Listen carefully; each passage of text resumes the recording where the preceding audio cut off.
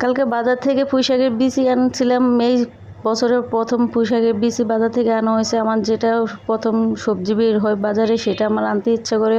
বেশি তো আনা সমর্থ থাকে না, অল্প কিছু হলেও আনার চেষ্টা করি। তো এক পোয়া পুঁইশাকের বিচি আনছিলাম, সেটার দাম নিয়েছিল 40 টাকা। তো আমরা তো সাধারণ মানুষ, বেশি আনার ক্ষমতা নাই, সেজন্য অল্প করে আনছিলাম। তো কালকে বাজার থেকে লাউ আনছিলাম, সেটা অর্ধেক রান্না করছিলাম আর অর্ধেক ধুয়ে দিয়েছিলাম। তো সেটা আজকে মাছ দিয়ে রান্না করবো। লাউ যেহেতু বেশি দিন থাকলে ঘরে সিদ্ধ হতেছে না, ভালো লাগে না। হ্যালো গাইস, কী অবস্থা? আশা করি সবাই ভালো আছেন, আমিও ভালো আছি। দেখেন এই যে পুঁইশাকের বিচিগুলো আজকে ভাজি করব। আমার তো পুঁইশাকের বিচি অনেক অনেক ভালো লাগে, সেজন্য আজকে পুঁইশাকের বিচিটা ভাজি করব। পুঁইশাকের বিচি আমি সব থেকে পাঙ্গাস মাছ দিয়ে ঝোল করলে আমার কাছে বেশি ভালো লাগে। যেহেতু আমার ঘরে আরেকজন লোক থাকে, সে আবার পাঙ্গাস মাছ পছন্দ করে না, আমার তো পাঙ্গাস মাছ অনেক পছন্দ। সেজন্য যেহেতু নিজের পছন্দ হলে তো হবে না, সে আরেকজনেরও তো খাওয়া লাগবে, সেজন্য পুঁইশাকের বিচি ভাজি করব। তো লাউ আমাদের একটা বেস্তের খাবার। আমাদের নবীজি লাউ অনেক পছন্দ করতো। জানি না আপনারা জানেন কি না, অবশ্যই। আমি তো এটা ছোটোবেলা থেকে জেনে আসছি যে আমাদের নবীজি অনেক লাউ পছন্দ করতো, এটা নাকি একটা বেস্তেরও খাবার। তা আমরা তো নবীজি দেখানো পথ কোনোটাই চলি না। নবীজি তো আমাদেরকে বলে গেছে যে আমার উম্মত এইভাবে চলবো, কিন্তু আসলে আমরা তার দেখানো পথে চলার চেষ্টা করি না।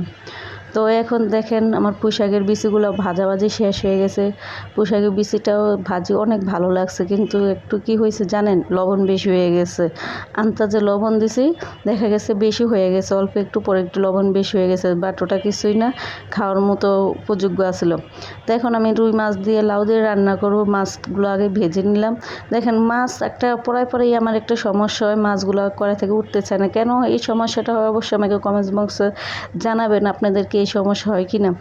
মাছ ভাজাটা ফাইনালি হয়ে গেছে। এখন আমি পেঁয়াজ মরিচ দিয়ে দিছি, দিয়ে আবার লাউগুলা দিয়ে দিছি। লাউগুলা দিয়ে একটু ভালো করে একটু ভেজে নেব তেলের ভিতরে। এখন পরিমাণ মতো লবণ দিয়ে দিব, দিয়ে পরিমাণ মতো হলুদের গুঁড়া দিয়ে দিব, দিয়ে ভালো করে কষিয়ে নেব। যেহেতু শর্টকাটে রান্না, আমার লাউ একটা কি জানেন, লাউ আমার একটা বেশি একটা পছন্দ না। বেশি একটা পছন্দ, আমার লাউ পছন্দ বলতেই ছিল না। আগে কখনো আমি লাউ একটা খাইতাম না, লাউ কিনাও হইতো না। এখন যেহেতু আমাদের মেয়েদের কোনো স্বাধীনতা নাই, এটা তো সবাই জানেন। আমাদের মেয়েদের বিয়ে হওয়ার পরে কোনো পছন্দ অপছন্দের জিনিস থাকা চলবেই না।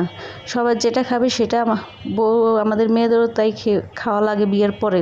তা আমার পছন্দ বলতে এখন কোনো কিছুই নেই, সব কিছু ট্রাই করি, বেশি না পারি অল্প করেও খাই। এই জন্য মাঝে মাঝে এখন লাউটা কিনা হয়, যেহেতু আরেকজনের পছন্দ, তার অনেক পছন্দ, আমার বেশি একটা পছন্দ না। তারপর তার পছন্দ মতো চলার চেষ্টা করে খাওয়ার চেষ্টা করি। তো ক্যামেরাটা অন্যরকম ধরা হয়েছিল, এই জন্য ভিডিওটা এরকম দেখা যাচ্ছে। তা আমি ভিডিওটা পুরোটা শেয়ার করতে পারি না, যেহেতু আমার রান্নার ফাঁকে কাজ চলে আসছে, অন্য একটা কাজ, সেই জন্য আমি রান্নাটা পুরোটা দেখাইতে পারি না।